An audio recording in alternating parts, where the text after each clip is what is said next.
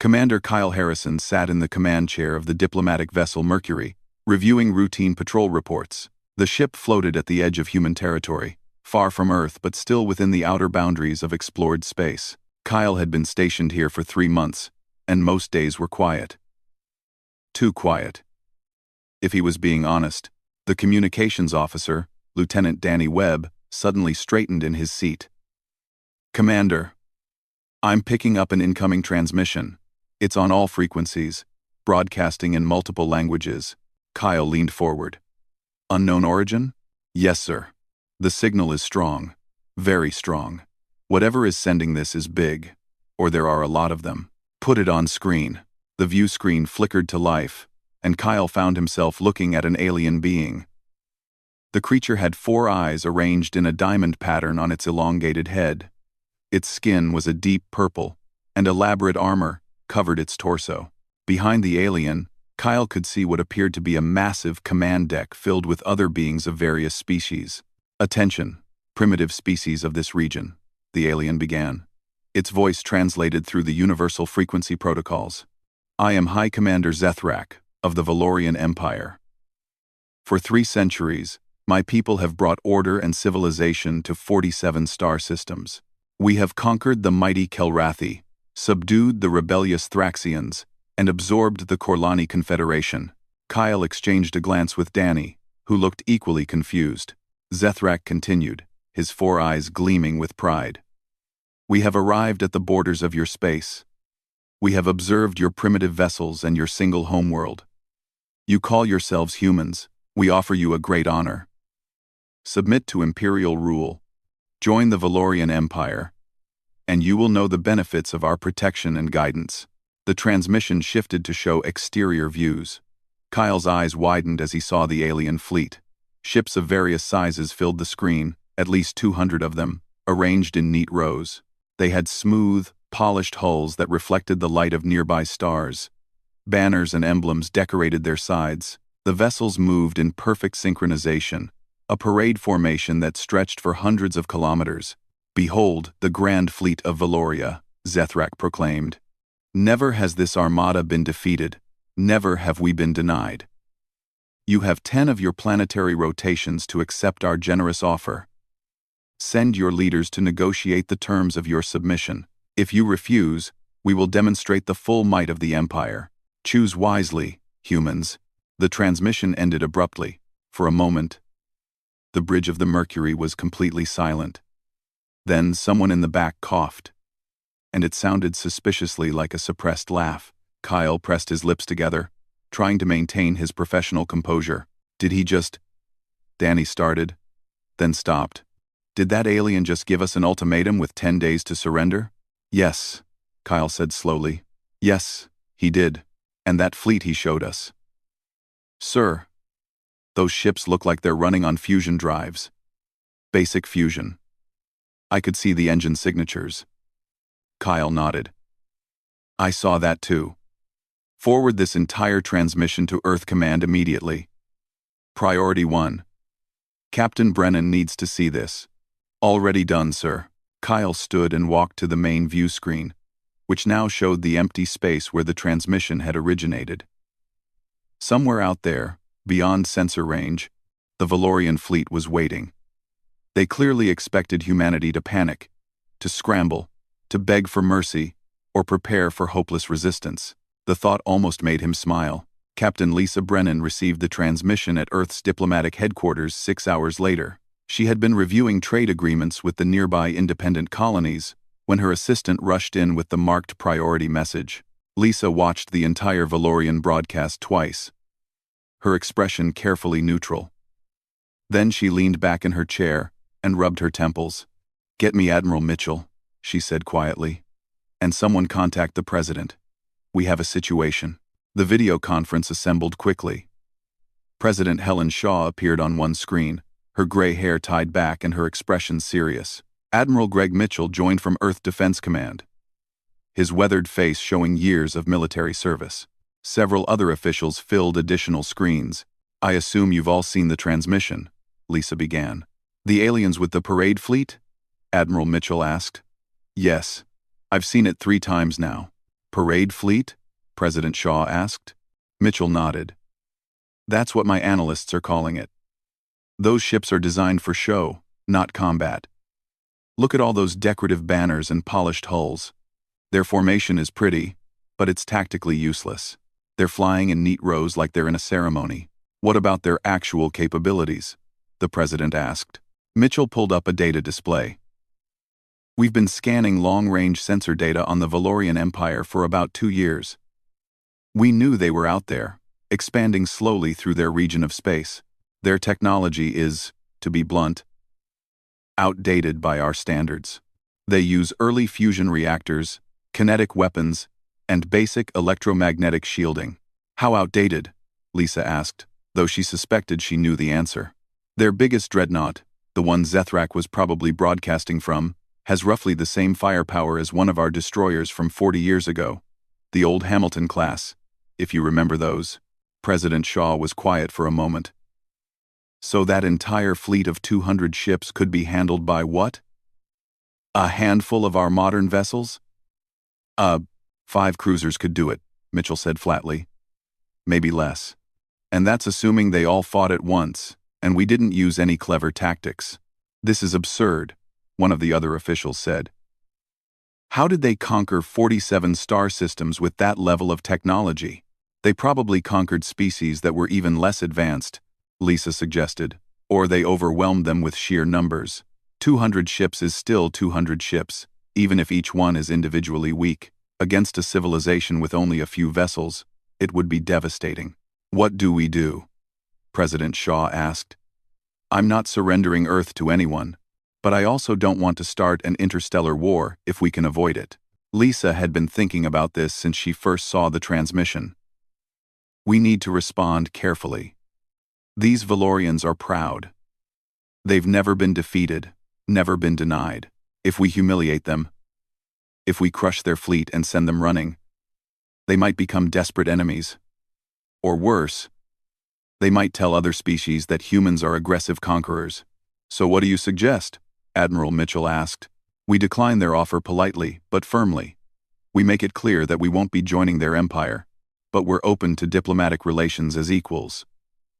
And we give them enough information to understand what they're actually dealing with, so they can make an informed decision about whether to escalate.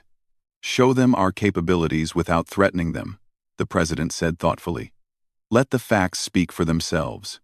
Exactly, Mitchell frowned. That might work, but there's a risk. If they don't believe the data, if they think we're bluffing, they might attack anyway. Then we'd have to respond with force. It's still better than destroying them immediately, Lisa argued. We have the advantage here. We can afford to give them a chance to back down peacefully. The president considered this for a long moment. All right. Captain Brennan, you'll craft our response. Admiral Mitchell, prepare defensive forces just in case the Valorians decide to test us. If they enter human space without permission, I want them stopped, but minimize casualties if possible. Understood, Madam President. Lisa spent the next several hours working on the response message with her diplomatic team. Every word had to be carefully chosen. Too aggressive and they might provoke the Valorians. Too weak, and the aliens might think humanity was afraid. The final message was simple and direct. Humanity thanked the Valorian Empire for their introduction. Humanity declined the offer to join the Empire. Humanity would be pleased to establish diplomatic relations with the Valorians as equal sovereign powers. And attached to the message was a data packet containing basic, unclassified information about human technology, including specifications for a standard patrol craft and a brief history of human space exploration. Kyle Harrison transmitted the message personally from the Mercury.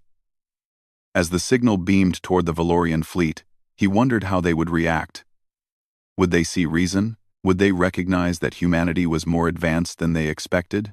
Or would their pride push them toward confrontation? He had a feeling he would find out soon enough. High Commander Zethrak stood on the bridge of his flagship, the Pride of Valoria. Surrounded by his war council, the massive vessel, over 2 kilometers long, served as both a military command center and a symbol of imperial power. Its walls were decorated with banners from conquered worlds, and its crew consisted of warriors from a dozen different species, all united under Valorian rule. "The humans have responded," his communications officer announced. Zethrak felt a surge of satisfaction. Of course they had responded. Every species eventually recognized the futility of resisting the Empire. "Display the message." The human transmission played on the main screen.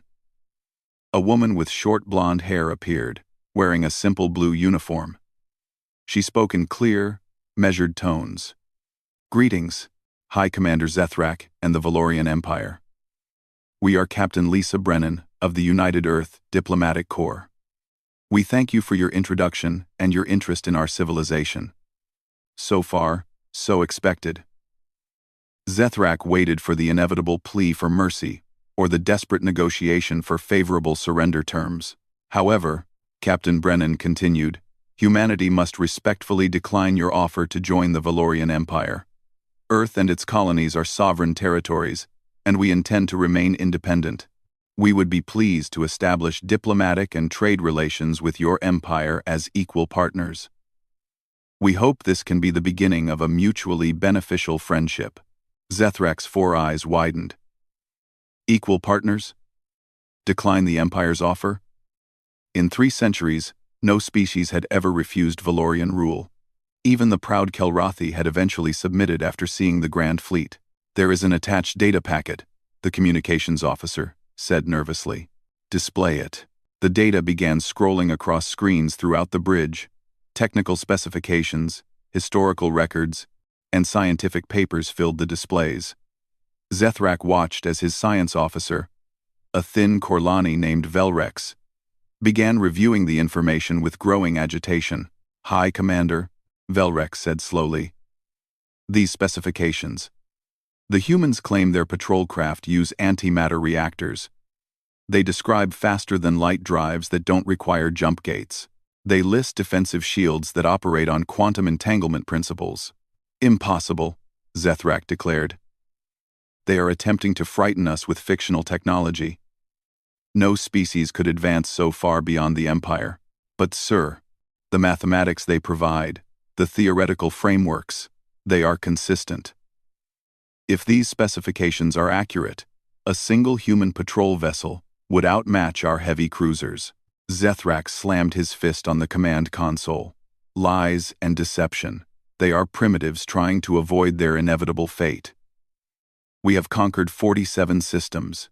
We have defeated armies and fleets. We will not be intimidated by fabricated data." "What are your orders, High Commander?" his tactical officer asked. Zethrak looked at the star charts showing human territory. A single homeworld and a handful of colony planets. Nothing compared to the vast expanse of the Valorian Empire. "We advance. Set course for the nearest human colony. We will show these humans the error of their defiance." Quote, "The Grand Fleet began moving, maintaining its perfect parade formation. 200 ships, each one carrying the pride and authority of the Empire, advanced toward human space. Behind Zethrak, several of his officers exchanged worried glances, but none dared question his decision. 3 days later, Kyle Harrison watched the Valorian fleet approach on long-range sensors. They were maintaining their formation, broadcasting their location openly, making no attempt at stealth or tactical positioning. It was, he had to admit, one of the most militarily unsound approaches he had ever witnessed. "They're not even running proper sensor sweeps," Lieutenant Danny Webb observed. "They're just flying straight at us like they're in a parade." "Have they responded to our message at all?" Kyle asked. "Negative, sir. No communication since our reply to their ultimatum." Kyle opened a channel to Earth Command. Admiral Greg Mitchell appeared on screen, looking tired but alert. "The Valorians are 3 hours from entering our space," Kyle reported. "No change in their trajectory or formation." Mitchell nodded. "We've been tracking them. Captain Brennan tried to contact them directly, twice more. They're ignoring all hails. Crease down. Crease down for the Discanem. The Tron has frun. Crease down for the Discan. They're ignoring all hails. So they're really going to do this. Looks that way. Battle Group Athena is already in position. Commodore Derek Cole has orders to intercept and defend the colony. but he's authorized to use only defensive measures unless directly fired upon. We're trying to avoid casualties. What if they don't back down? Mitchell was quiet for a moment. Then Commodore Cole will demonstrate exactly why they should have read that data packet we sent them. Kyle ended the transmission and turned to his crew. All hands. Battle stations. Not because I think we're in danger, but because this is about to get interesting. Aboard the Pride of Valoria, Zethrak prepared for what he expected to be a swift victory. The human colony ahead housed approximately 2 million people according to his intelligence reports. A significant population, but nothing the Grand Fleet couldn't handle. He would land occupation forces, establish imperial authority, and then move on to the human homeworld itself. High Commander, we are detecting ships ahead, his sensor officer announced. Human vessels in defensive formation. How many? Zethrak demanded. I count 3 large vessels, perhaps 6 smaller ones, and 1 ship that appears to be a carrier design. 10 ships total. Zethrak almost laughed. 10 ships against 200? They send 10 vessels to oppose the might of the Empire? Prepare all weapons. Target their largest ships first. We will crush this pathetic resistance and teach humanity the price of defiance. But Velrex, the science officer, was studying his instruments with increasing alarm. High Commander, the power readings from those ships. They are enormous, far beyond what our vessels generate. You said the human data was fabricated, Zethrak snapped. I said it might be fabricated, but these readings are real. I am detecting them right now. High Commander, those 3 large ships are each generating more power than our entire fleet combined. That cannot be accurate. Check your instruments. I have checked them 3 times. Zethrak ignored him. The science officer was clearly making an error. The Empire had never been defeated. The Grand Fleet had never been turned back. These humans would learn that Valorian determination was stronger than any technology. All ships, adopt attack formation. Prepare to engage the human fleet. The 200 Valorian vessels broke from their parade formation, spreading out into a battle line that stretched across thousands of kilometers. Weapon ports opened on every ship. Missile tubes prepared to launch. Energy projectors charged up, ready to fire. Aboard the human cruiser Athens, Commodore Derek Cole watched the Valorian fleet deploy. He was a veteran of 30 years of service, and he had seen many things in his career. But he had never seen anyone telegraph their intentions. So obviously, they're charging weapons, his tactical officer reported. I can see that. Hail them one more time, the communications officer tried. No response, sir. Derek sighed. Activate defensive shields. Full power.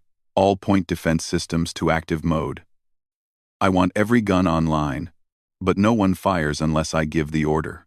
The 3 cruisers, Athens, Sparta, and Thermopylae, activated their defensive shields. The very act of bringing the systems online generated energy signatures that caused the Valorian sensors to overload and recalibrate. Target acquisition, the tactical officer said calmly. We have locks on all 200 Valorian vessels. Derek opened a channel to the Valorian flagship.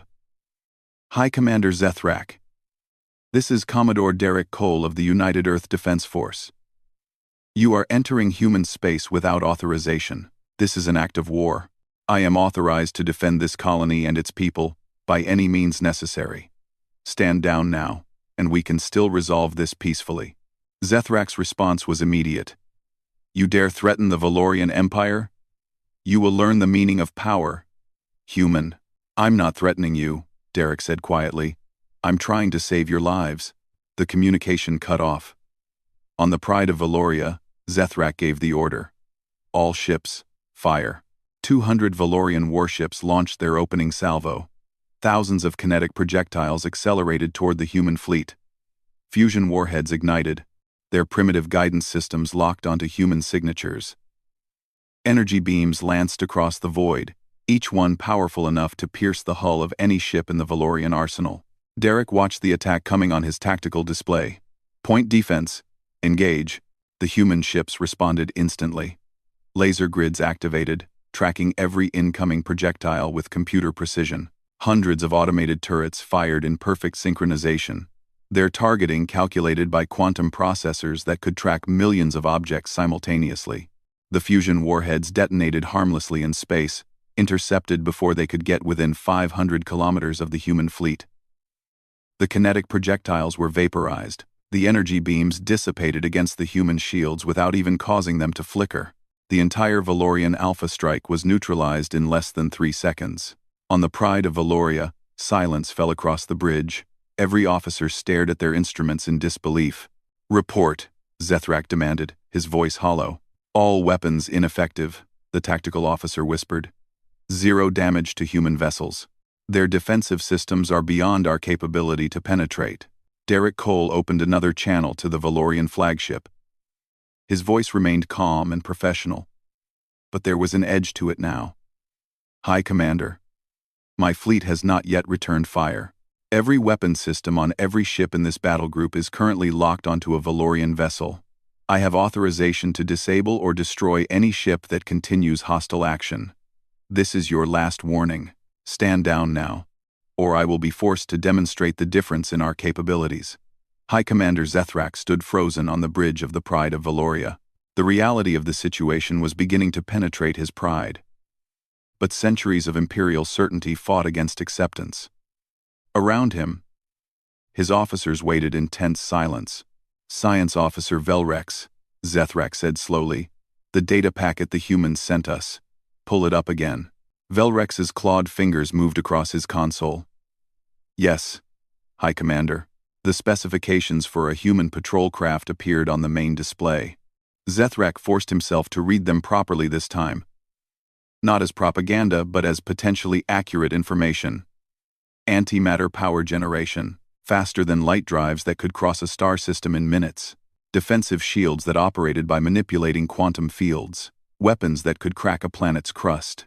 And that was just their patrol craft. The smallest ships in their fleet. Compare those specifications to what we are detecting from the human vessels in front of us, Zethrak ordered. Velrex worked quickly. The human ships match the power signatures described in the data. In fact, these larger vessels appear to be far more capable than the patrol craft specifications they provided.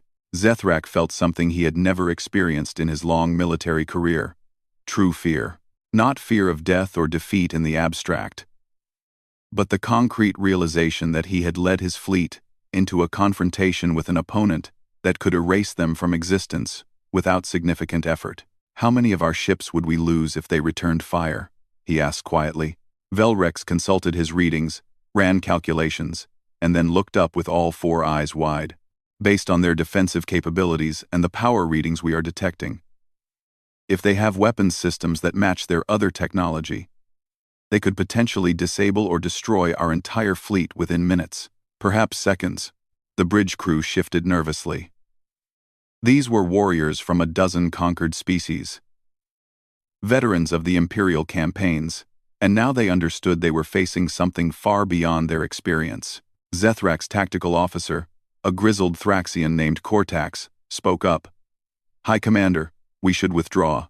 There is no shame in recognizing a superior force. We can report back to the Empire, gather more intelligence, develop new strategies." For a moment, Zethrak wanted to refuse. The pride of 3 centuries of victory demanded that he fight, that he prove Valorian superiority through force of will, if nothing else. But he was also a military commander, and military commanders had a responsibility to their soldiers. Communications. "Open a channel to the human commander." "Channel open, High Commander." Zethrak straightened his armor and faced the view screen. "Commodore Cole, this is High Commander Zethrak. I request a ceasefire." The response came immediately. The human commander appeared on screen, his expression neutral and professional. "Ceasefire acknowledged. High Commander, all human forces will hold fire. I propose we move to neutral space and discuss this situation calmly." Agreed. The tension on the bridge eased slightly, though every officer remained alert. Zethrak gave orders for the fleet to withdraw to a safe distance. The human ships maintained their position, not pursuing or threatening, simply watching. Commander Kyle Harrison received word of the ceasefire aboard the Mercury. He let out a breath he hadn't realized he was holding. The Valorians had shown sense after all. Now came the harder part. Turning enemies into potential friends. Captain Lisa Brennan arrived at Diplomatic Station Gateway 6 hours later. The station floated in neutral space between human territory and the Valorian fleet's current position. It was a new facility, built specifically for first contact scenarios, with conference rooms, translation equipment, and enough defensive systems to survive an attack long enough for help to arrive. Admiral Greg Mitchell joined her, along with Commander Kyle Harrison, who had docked the Mercury at the station. They met in a briefing room to prepare for the negotiations. The Valorians agreed to send a diplomatic delegation, Lisa said. High Commander Zethrak himself will attend, along with representatives from several member species of their empire. Do we know what they want? Mitchell asked. According to preliminary communications, they want to understand how we advanced so far beyond them. They also want to discuss a framework for peaceful relations. Kyle leaned back in his chair. They're scared. They thought they were the dominant power in this region. And now they realize they're not. That's got to be a shock to their whole worldview, which is why we need to handle this carefully. Lisa agreed. If we push too hard, if we gloat, or make them feel inferior, we create a permanent enemy. But if we can help them save face while establishing firm boundaries, we might gain an ally. Mitchell frowned. I'm all for making friends, but these Valorians conquered 47 star systems. They're an aggressive, expansionist empire. Can we really trust them? Sof. No, Lisa said bluntly. Not yet. But people can change, especially when their circumstances change dramatically. The Valorians ruled their region through intimidation and superior numbers. Now they've met someone they can't intimidate. That forces them to develop new strategies, new ways of thinking. Or they could go home, build up their forces for decades, and come back stronger, Mitchell pointed out. They could, Kyle said, but it wouldn't help them. The technological gap is too wide. They would need centuries to catch up, and by then we'll have advanced even further. They have to know that, Lisa nodded. Which means their best option is to accept reality and work with us, rather than against us. Our job is to make that option as attractive as possible. The Valorian delegation arrived 3 hours later. High Commander Zethrak led the group, accompanied by Science Officer Velrex, Tactical Officer Cortax, and 3 other officers representing different member species of the Empire. They wore formal armor and carried no visible weapons, though the station's scanners detected various technological devices. Lisa met them in the main conference room, a large circular space with a round table at its center. Windows on all sides showed the stars and the distant fleets of both civilizations. Mitchell and Kyle flanked her, while a team of translators and specialists waited nearby. Zethrak entered first, his 4 eyes taking in the room before settling on Lisa. He moved with the controlled grace of a warrior. But there was something different in his posture now, less arrogance, more caution. Captain Brennan, he said, his translator rendering his words in clear English. Thank you for agreeing to meet with us. High Commander Zethrak, Lisa replied, gesturing to the table. The 2 groups took their places around the table. For a moment, there was silence, as each side studied the other. Then Zethrak spoke. I will be direct, as is the Valorian way. My empire has existed for 3 centuries. In that time, we have never been defeated, never been denied, never encountered a species that surpassed our capabilities. Until now, we had no intention of making your people feel inferior, Lisa said carefully. We simply wanted to ensure you had accurate information about our capabilities before making any decisions. The data packet you sent, Velrex interjected. Was it accurate? The specifications we provided were for our standard patrol craft. Yes, Kyle confirmed. Unclassified, basic information, nothing secret or advanced. Zethrak's eyes widened slightly. Your patrol craft, the smallest vessels in your fleet.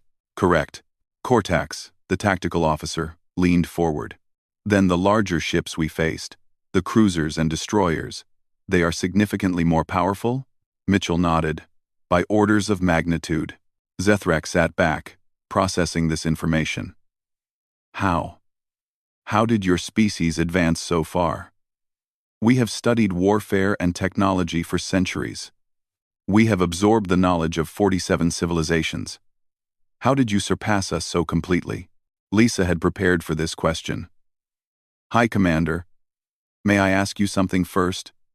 When was the last time the Valorian Empire faced a significant military challenge? Zethrak thought for a moment. The Kelrothi resistance, approximately 80 years ago. Before that, the Thraxian uprising, 120 years ago. And in those conflicts, did you lose? No. We eventually crushed all resistance. So, for over a century, you have fought enemies that you knew you could defeat, Lisa said. You had superior numbers, established logistics, and the weight of your empire behind you. You never had to innovate, because you didn't need to. Victory was assured. Velrex's eyes lit up with understanding. While humanity developed in isolation. Exactly, Kyle said. We had no one to conquer. No one to conquer us. We were alone, so we focused on exploration and scientific advancement. And we competed with each other. Competed? Zethrak asked. Earth had multiple nations before we unified, Lisa explained. Different countries, different governments, all trying to prove they were the best at space exploration, at technology, at science. That competition drove rapid advancement. We didn't innovate because we were superior. We innovated because we had to, just to keep up with each other. Mitchell added, our military doctrine developed around defending against unknown threats. We didn't know what was out there in space. So we built our ships to fight enemies that might be more advanced than us. We emphasized automation, adaptability, and overwhelming force because we couldn't afford to lose. While we built our ships for intimidation and control, Kortak said quietly. For suppressing rebellions and maintaining order, we designed for show, not for war. Zethrak was silent for a long moment, his 4 eyes distant. Finally, he spoke. My science advisors told me your data might be accurate. I refused to believe them. I called it lies and propaganda. And now my fleet sits in space, intact only because you chose not to destroy us. We don't want to destroy you, Lisa said firmly. We want to find a peaceful solution. We want to find a peaceful solution. Why? Zethrak demanded. You could have annihilated my fleet. You could have sent us running back to our empire in terror. Instead, you offered mercy, and now you offer negotiation. Why? Lisa met his gaze steadily. Because destroying you would gain us nothing. It would make us enemies with your empire forever. It would tell other species that humans are aggressive conquerors, and most importantly, it would be wrong. Zethrak studied the human captain across the table. In his 3 decades of military service, he had negotiated the surrender of countless enemies. He had seen species beg for mercy, offer tribute, promise loyalty in exchange for their survival. Never had he seen someone with overwhelming advantage offer peace without demanding submission. You said destroying us would be wrong, Zethrak said slowly. Explain this to me. In Valorian philosophy, strength gives one the right to rule. The strong should dominate the weak. It is the natural order. Lisa chose her words carefully. In human philosophy, strength gives one the responsibility to protect, not to dominate. We believe that having power means we have a duty to use it wisely and justly. Even when dealing with those who came to conquer you? Kortax asked, his tone skeptical. Especially then, Kyle said. You came to our space because you didn't know what you were facing. You operated on incomplete information. Now, you know better. Quote, we believe people should be judged by what they do with knowledge, not what they did without it. Velrex leaned forward, his scientific curiosity evident. You speak of duty and justice. But surely these are subjective concepts. What makes your philosophy superior to ours? Nothing makes it objectively superior, Lisa admitted. But we believe it leads to better outcomes. Empires built on conquest eventually face rebellion. Empires built on cooperation tend to be more stable and prosperous. Admiral Mitchell spoke up, his tone more practical. Let me put it another way. High Commander, how many rebellions has the Valorian Empire faced in its history? Zethrak considered. Several dozen major uprisings. Hundreds of minor incidents. And how much of your military strength is dedicated to controlling conquered populations rather than external defense? Approximately 60%. Cortax answered, before Zethrak could. The tactical officer seemed to understand where this was going. Mitchell nodded. We have one military, focused entirely on defense and exploration. We don't need occupation forces. We don't spend resources crushing rebellions. Every ship, every soldier, every credit we invest in defense goes toward actual defense. It's more efficient. But you also have only one homeworld and a few colonies, Zethrak pointed out. The Empire spans 47 systems. The scales are not comparable. The weather's on the scene of the do my weather. The weather's on the scene of the do my weather. The weather's on the scene of the do my weather. The weather's on the scene of the do my weather. The weather's on the scene of the do my weather. Yet, we're more advanced, Kyle said. Doesn't that suggest something about the relationship between control and progress? The Valorian delegation exchanged glances.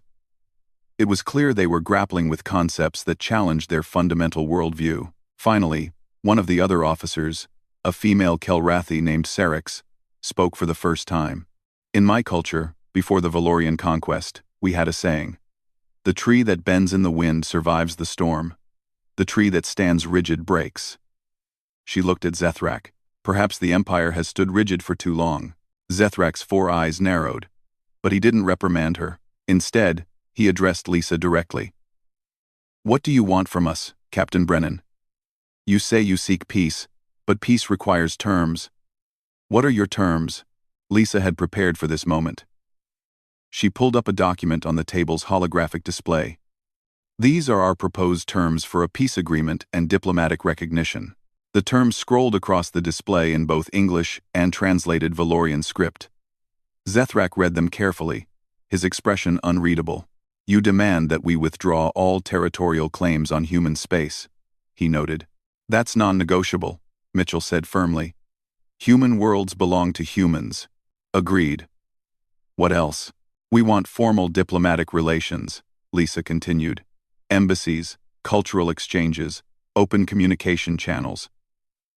We want to know each other as civilizations, not as enemies. Also acceptable. We're offering technology sharing, Kyle added. Not military technology, but civilian advancements. Medical science, agricultural techniques, environmental systems. Things that improve quality of life. Velrex looked up sharply. You would share your advanced knowledge with us? Selected knowledge, yes. In exchange for cultural information from your empire, access to your trade networks, and historical records from the civilizations you've encountered. Zethrak leaned back, clearly surprised. You offer us valuable technology. You demand nothing except peace and basic diplomatic relations. Where is the trap? There is no trap, Lisa said. We believe that helping you advance benefits everyone. A more prosperous Valorian empire is less likely to seek conquest. More advanced medical technology saves lives. Better agricultural systems feed people. These things make the galaxy a better place. You speak like idealists, Sarix observed, though her tone wasn't critical. Like people who have never known true hardship or conflict. Mitchell's expression hardened slightly. Humanity has known plenty of conflict. We had 2 world wars that killed hundreds of millions. We faced disease, famine, environmental collapse, and the constant threat of nuclear annihilation. We're not idealists because we've been sheltered. We're idealists because we've seen what happens when people give in to their worst instincts. The room fell silent. Zethrak studied the human admiral with new respect. You offer us much and demand little. Zethrak said finally. But there is one thing you have not addressed. The Empire has a reputation to maintain. If word spreads that we retreated from a single human colony, that we were forced to negotiate from a position of weakness, other subject species may see it as an opportunity to rebel. Lisa had anticipated this concern as well. What if the story is different? What if the Valorian Empire discovered a new, powerful civilization and chose the path of wisdom over the path of war? What if you're seen as the commander who secured a valuable alliance rather than the commander who was defeated? You would help us maintain face? Cortax asked, surprise evident in his voice. We would help you tell a true story in a way that serves both our interests, Kyle clarified. You weren't defeated. You chose peace. That's not weakness. That's strategic thinking. Zethrak was quiet for a long moment, his 4 eyes studying each human in turn. Then he stood, and his delegation immediately rose as well. I must consult with my government before finalizing any agreement, he said formally. But I will recommend acceptance of these terms. Captain Brennan, Admiral Mitchell, Commander Harrison, you have given me much to consider. How long will you need? Lisa asked. Our faster-than-light communication systems will allow me to reach the Imperial Council within 2 days. I should have an answer within a week. Lying. That's acceptable. We'll remain here at the diplomatic station. If you need anything during this time, please don't hesitate to contact us. The Valorian delegation departed, and Lisa watched their shuttle return to the Pride of Valoria through the station windows. Once they were alone, Mitchell let out a long breath. Do you think they'll accept? He asked. I think Zethrak wants to, Lisa said. He's smart enough to recognize reality, but he has to convince his government, and governments don't always make rational decisions. Kyle was studying the distant Valorian fleet through the window. What happens if they refuse? If their pride won't let them accept peace, then we'll have to demonstrate our capabilities more forcefully, Mitchell said grimly. But I'd rather not. Even a demonstration could cause casualties. And every death makes a lasting peace harder to achieve. We wait, Lisa decided. We give them time to process everything. And we hope that wisdom prevails. Over the next 3 days, the Valorian fleet remained in position, making no aggressive moves. Long-range sensors detected numerous communications between the Pride of Valoria and distant parts of the Empire. Zethrak was clearly engaged in intense discussions with his superiors. On the human side, preparations continued. Additional diplomatic staff arrived at Gateway Station.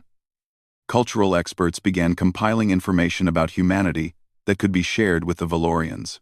Scientists prepared educational materials on the civilian technologies that humanity was offering. Kyle spent much of his time reviewing everything they knew about Valorian culture and history. The Empire had started as a single species. The Valorians themselves, who had achieved spaceflight, and then began expanding. They absorbed other species not through diplomacy but through conquest, offering a simple choice: join the Empire or be destroyed. But looking deeper, Kyle found something interesting. The Valorians didn't engage in genocide.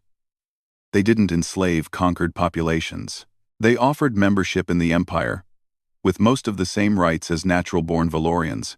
It was still conquest, still wrong, but it wasn't the worst form of imperialism. There was room there for change, for growth. On the 4th day, Zethrak requested another meeting. Lisa, Mitchell, and Kyle returned to the conference room, where they found the Valorian delegation already waiting. Zethrak looked tired but resolute. The Imperial Council has reviewed your proposal, he began without preamble. After considerable debate, they have authorized me to accept your terms. Lisa felt relief wash over her, but she kept her expression neutral. That's excellent news, High Commander. However, Zethrak continued, there are conditions. First, the technology sharing must be genuine. We will not accept worthless or outdated information presented as valuable knowledge. The technology we share will be current and useful, Lisa promised. You have my word. Second, The Empire requires assurance that humanity will not use its superior military capabilities to threaten Valorian territory or member species. We can agree to a mutual non-aggression pact, Mitchell said. Neither side will initiate hostilities against the other. Zethrak nodded. Third, and this is most important, the Empire wishes to send observers to study human society. Not spies, but official, cultural, and scientific observers who can learn from your civilization and report back. If humanity has truly found a better way to organize a multi-system civilization, we wish to understand how. Kyle smiled slightly. So you want to learn from us? We want to understand how a single species with no empire has achieved more than our confederation of 47 systems, Zethrak said bluntly. Yes, we want to learn. Is this acceptable? More than acceptable, Lisa said. We welcome your observers. And we'd like to send observers of our own to the Valorian Empire. If you'll permit it. That seems fair. The actual signing of the agreement took another 3 hours. Lawyers and diplomats from both sides reviewed every clause, every word, ensuring there would be no misunderstandings. But by the end of the day, the document was complete. The formal signing ceremony took place in Gateway Station's main conference hall, a space designed specifically for historic moments. Representatives from both civilizations gathered, along with recorded witnesses from across human space and the Valorian Empire. High Commander Zethrak and Captain Lisa Brennan stood at the center of the room, flanked by their respective delegations. The treaty document was displayed on a holographic screen, visible to everyone present and being broadcast across both territories. Let this day mark the beginning of a new era, Lisa said formally, her voice carried by translation systems to every observer.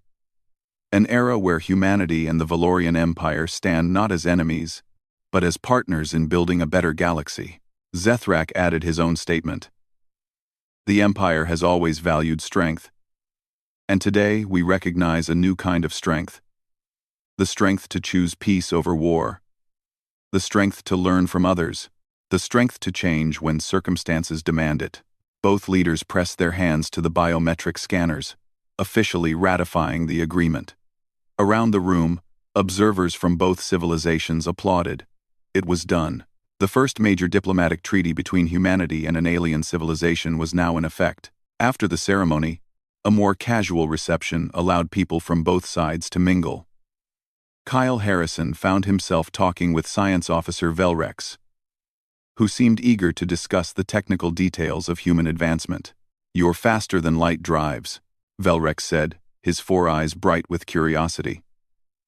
The Valorian Empire uses jump gates, fixed points in space that allow for rapid transit, but you describe engines that can create their own jumps anywhere. How is this possible? Kyle tried to explain in simple terms. We discovered that space itself can be folded under the right conditions. Instead of traveling through space, we create a bubble that moves space around the ship. The ship stays still relative to the bubble, but the bubble moves faster than light. Remarkable. And you discovered this through theoretical physics? Actually, it was an accident. A scientist was studying gravitational waves and accidentally created a microfold in his laboratory. He nearly destroyed the building, but he also proved the concept was possible. Velrex's eyes widened. Many of our greatest discoveries were also accidents. Perhaps this is a universal truth. Nearby, Admiral Mitchell spoke with Tactical Officer Cortax about military doctrine and defensive strategies. The Thraxian warrior listened intently as Mitchell explained the human concept of deterrence through capability rather than aggression. We build our defenses to be overwhelming, Mitchell explained, so that no one wants to attack us in the first place.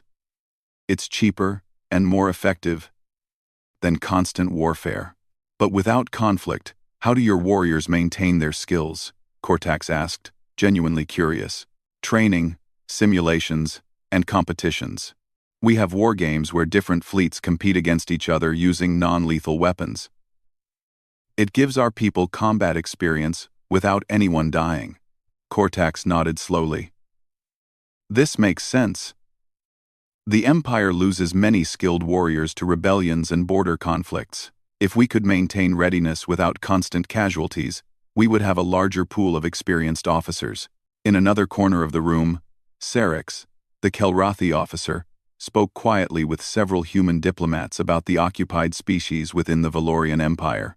Her people had resisted conquest for decades before finally submitting. "Will humanity help the subject species of the Empire?" she asked carefully. "Will you push for our freedom?" The human diplomat, a woman named Patricia Green, considered her answer carefully. "We believe all species deserve self-determination, but we also recognize that forcing rapid change often leads to chaos and suffering. We'll encourage the Empire to grant more autonomy to member species, but it has to be a gradual process that everyone agrees to." Serix seemed disappointed but understanding. "You are wise to move slowly. A sudden collapse of the Empire would leave dozens of systems in chaos. Many would suffer, but things can change," Patricia assured her. "The Empire is already changing by agreeing to this treaty. More change will come, if people like you keep pushing for it from within." 2 weeks after the treaty signing, the first Valorian observers arrived on Earth. A group of 12 scientists, diplomats, and cultural experts from various member species of the Empire came to study human civilization firsthand. Kyle was assigned as their primary liaison. He met them at the orbital station above Earth and prepared to escort them down to the surface. "I must warn you," he said with a slight smile. "Earth can be overwhelming. We have 7 billion people, hundreds of cultures, and most of them are going to be very curious about you." Velrex, who had become something of a friend over the past weeks, looked both excited and nervous. "We are prepared to observe and learn."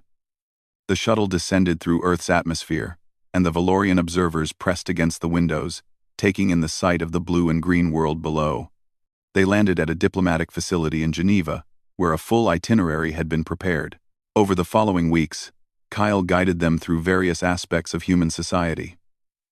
They visited universities and research centers, where they saw how humans approach scientific education. They toured hospitals and learned about human medical practices. They observed democratic processes and studied how humanity managed global governance without a single emperor or ruling elite. What surprised the Valorian observers most was the diversity. Humans disagreed with each other constantly. Different nations had different laws, different cultures, different approaches to problems. And yet, they cooperated on major issues, pooling resources and knowledge when necessary. "How do you prevent conflict?" Serix asked during a briefing on international relations. "With so many different groups, each with their own interests, war must be constant."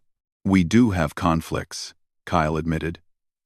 "But we learned, through painful experience, that the cost of war between nuclear powers was too high. Mutual destruction forced us to find other ways to resolve disputes. So it was fear that created peace," Velrex observed. "Fear started it," Patricia Green, who had joined the tour, said. "But over time, we discovered that cooperation actually worked better than conflict. Trade between nations created prosperity.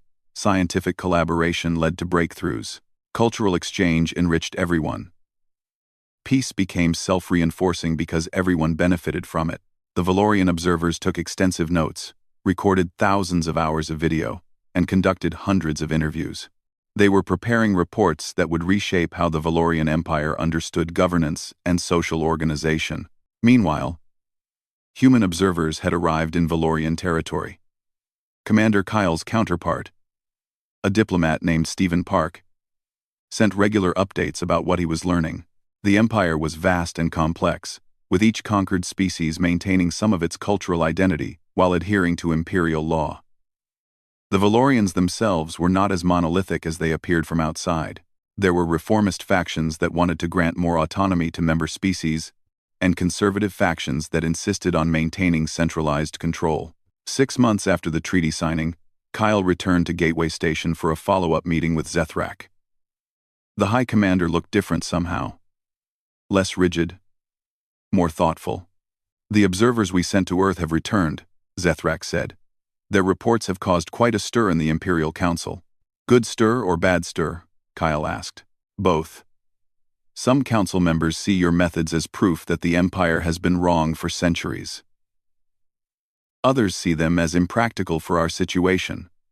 But everyone agrees that we cannot continue as we have been." Change is hard, Kyle acknowledged, especially when it challenges everything you believe about strength and power, Zethrak said. I built my career on the idea that the strong should rule, that conquest was natural and right. Now I find myself questioning those assumptions. What have you concluded? Zethrak was quiet for a moment, looking out at the stars. That there are many kinds of strength. Military might is one kind. But the strength to change, the strength to admit when you are wrong, the strength to choose a better path even when it is difficult, these are also valuable. That's a very human philosophy, Kyle said with a smile. Perhaps. Or perhaps it is simply wisdom that your species learned before mine did. Zethrak turned back to face Kyle. The Imperial Council has authorized several reforms. Member species will be granted greater autonomy in local governance. The military will reduce its occupation forces and focus more on defense. And we will establish an Imperial Academy for Advanced Studies, where scholars from all member species can learn and collaborate. Those are significant changes. They are only a beginning. True reform will take decades, perhaps generations. But it must start somewhere. Kyle extended his hand in the human gesture of friendship. After a moment, Zethrak grasped it, his alien hand carefully matching the human grip. Back on Earth, Captain Lisa Brennan briefed President Helen Shaw on the ongoing developments with the Valorian Empire. The treaty is holding, Lisa reported. Trade agreements are being negotiated. Cultural exchanges are ongoing. And most importantly, there's been no hostile action from the Empire. What about their military reforms? The President asked. They're genuine. Intelligence reports confirm they're pulling back occupation forces from several systems. There have been no new conquest attempts. They seem to be genuinely trying to change their approach.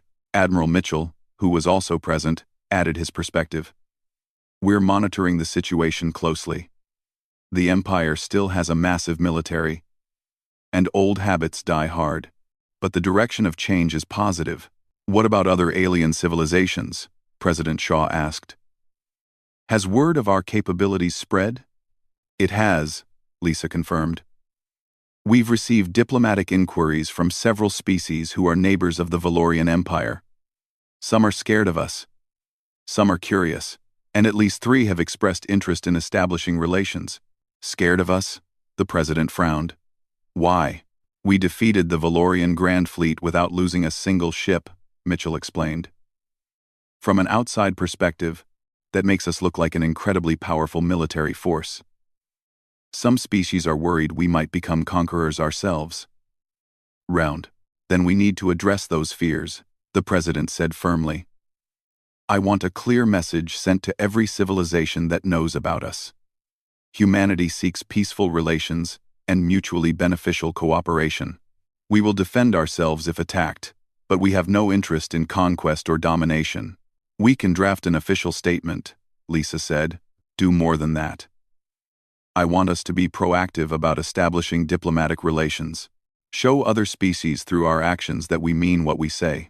Over the next year, humanity's diplomatic corps worked tirelessly to build relationships across the region of space.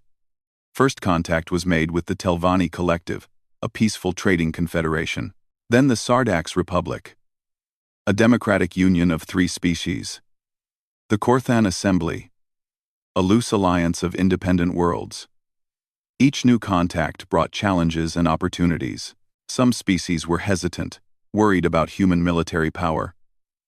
Others were eager to access human technology and knowledge. All of them were fascinated by the species that had appeared seemingly from nowhere and changed the balance of power in the galaxy. Kyle found himself promoted to captain and given command of a dedicated first contact vessel, the Explorer. His mission was to seek out new civilizations and establish peaceful relations. It was, he reflected, exactly the kind of work humanity had always dreamed of doing among the stars. The Explorer's first major mission brought them to the edge of Valorian space, where a border dispute had emerged between the Empire and a species called the Draxi. The Draxi were refusing to join the Empire, and tensions were rising.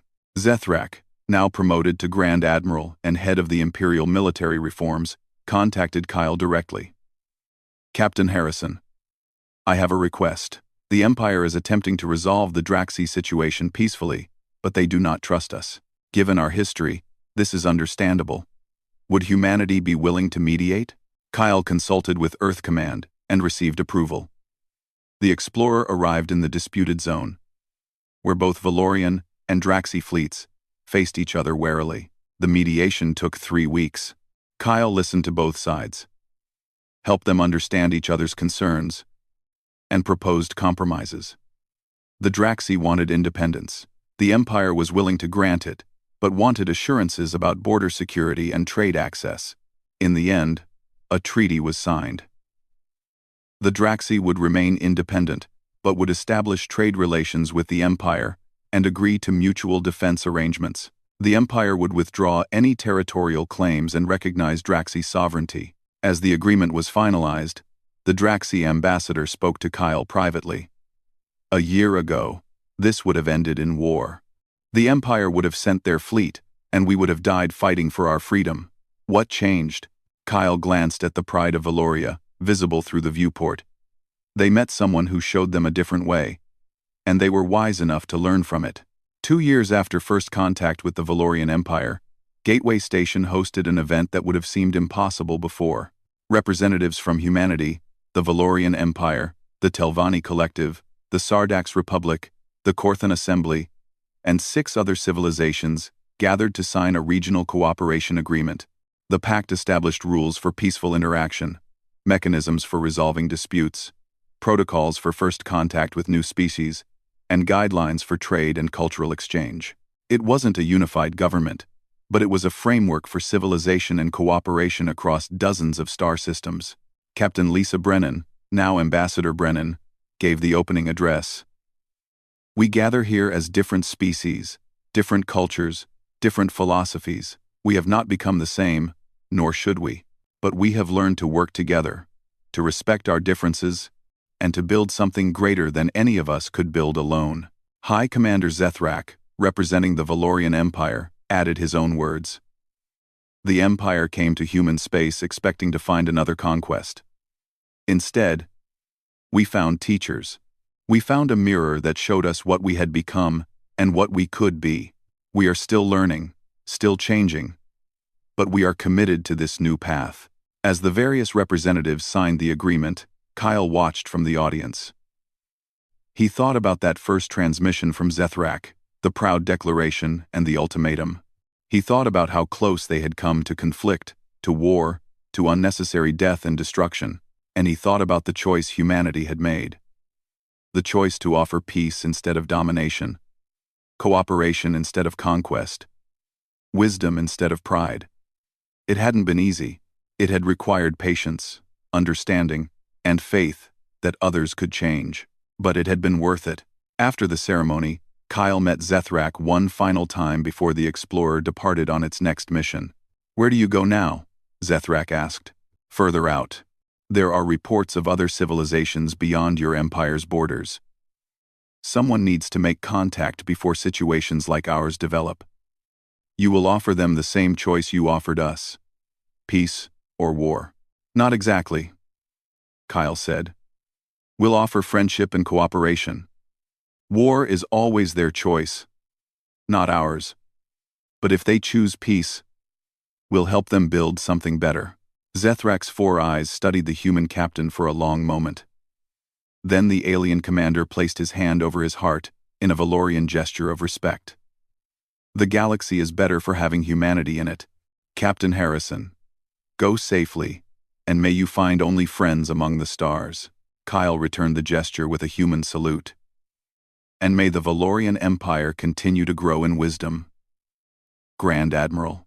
As the Explorer departed Gateway Station, Kyle stood on the bridge and looked out at the stars.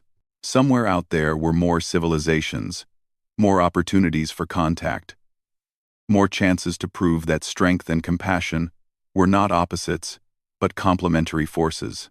The journey was just beginning, and humanity was ready for it.